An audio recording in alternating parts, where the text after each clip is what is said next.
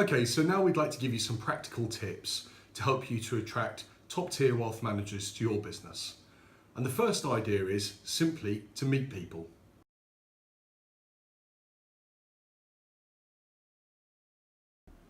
Professional recruiters are always out in the market meeting people. Obviously we're doing an awful lot of screening on behalf of our clients, but you'll be quite surprised the amount of times that it's mutually agreed that this isn't quite the right opportunity for the interviewee, but then they'll go on to recommend a friend who could be the ideal candidate. By increasing our network, we're always increasing our chances of meeting the best people in the marketplace. And you'd be surprised how good people often lead you on to other good people. But there's lots of other derivative benefits too to increasing your network.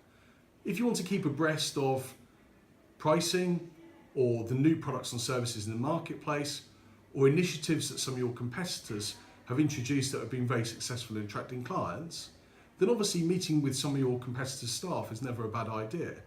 So in short, our first bit of advice is to dedicate more time to interviewing and to meet more people.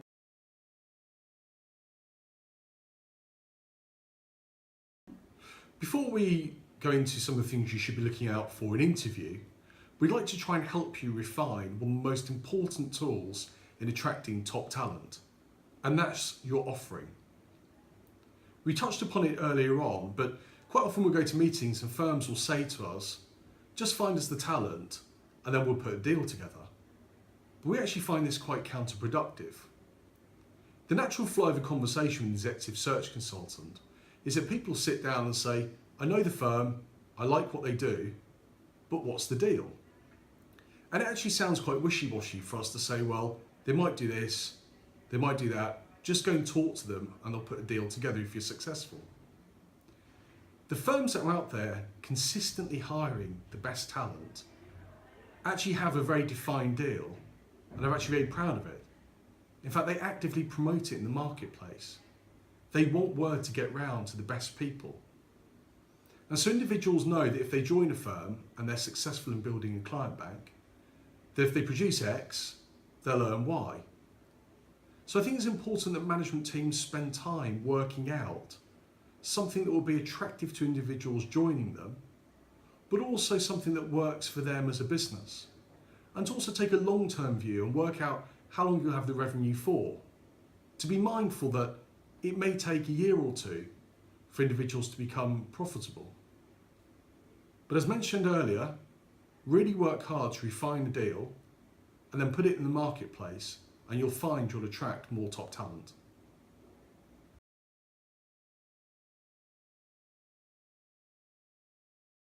We've all heard about great success stories where individuals have gone on to build a client base for their new employer. And often the foundations for these great success stories lie in good interviewing. And one of the most important things we think that people should be looking out for in an interview is understanding the nature of the relationship between the advisor and their clients. And by that we mean, how did the client relationship originate? Was somebody passed the client base by a colleague? Did they inherit a client base from somebody who left the business? Or did they go out there and build it for themselves? We think that people that fall into the latter are going to be more successful than those that simply inherited a client base. We're also interested in talking to individuals who have a wide network of introduced relationships who consistently pass on new clients to them. And other things we're looking out for are for how well do they know the client? For example, in a wealthy family, do they know the principal? And do they know the extended family as well? We're also looking out for things like how often they meet the clients. Or we're looking into things like how many other firms do the clients bank with or take investment advice from. So these are just small things that you can integrate into your interview process and listen out for to increase your chances of finding the advisor that can transfer or build a large client base for you.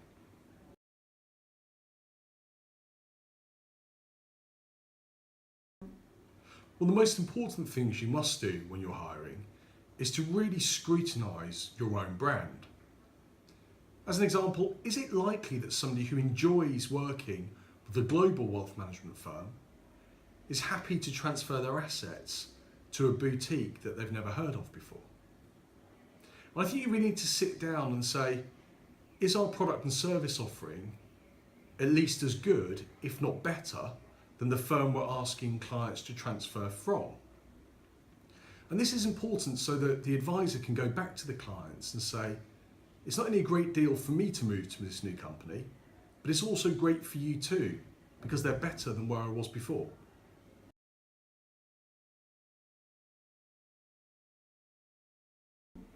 So as we've mentioned before, the war for talent within wealth management is pretty fierce at the moment. And so we come on to a couple of areas that we feel would differentiate your organisation from the pack. And one of the most important areas is support. A great fear of many candidates is that if they move to a new organisation and they don't get assets in quickly enough, then unfortunately they're going to be let go by their new employer. And if you are a supportive firm and you're progressive and you take a long-term view on hiring and how somebody's going to build a business for you, then you need to express this and you need to reassure the individual that you will be supportive. The best firms at hiring take a 5-year view on individuals who join them. They understand that perhaps years 1 and 2, the individual won't be profitable. But if they create the right conditions for them to be successful, that individual will stay with them for a number of years, as will the assets. So if you are a supportive organisation, then reassure individuals that you will give them support when they join you. It's also very important to note that most people have at least 6 months restrictive covenants, and most individuals don't want to break them. And most of the high quality firms don't actually want their employees to break them either. So there's going to be at least a 6-month period, maybe 12 months, when individuals can't talk to their old clients. And so what do you do during that period? Well, if you've got a great lead development or lead generation function, it's important to sell this to individuals so that you can say, well, we can give you some clients, we can help you grow and develop your business so it's better than it was before. And then when you go back to your old clients, you'll actually build a larger client base over time. And so people don't really think about what they can give back to the individual who's joining them.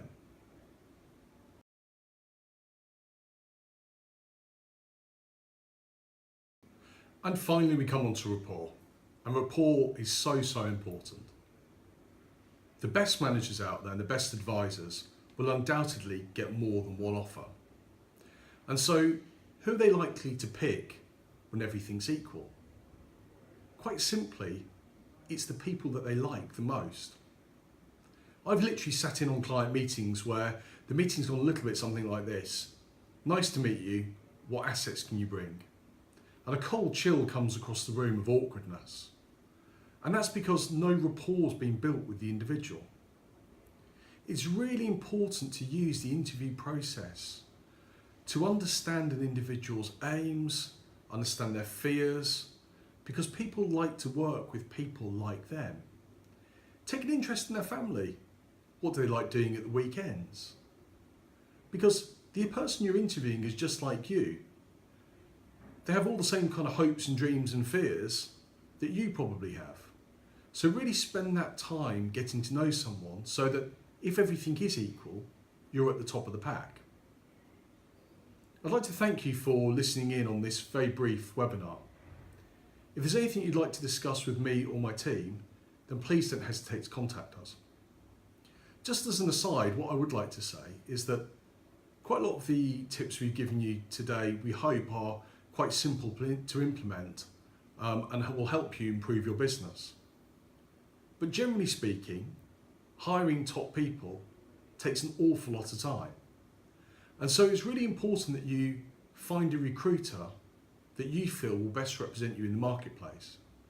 To find a recruiter that understands your marketplace and the dynamics and can really act as an advocate for your business. We hope you've enjoyed today and we look forward to seeing you on our next webinar.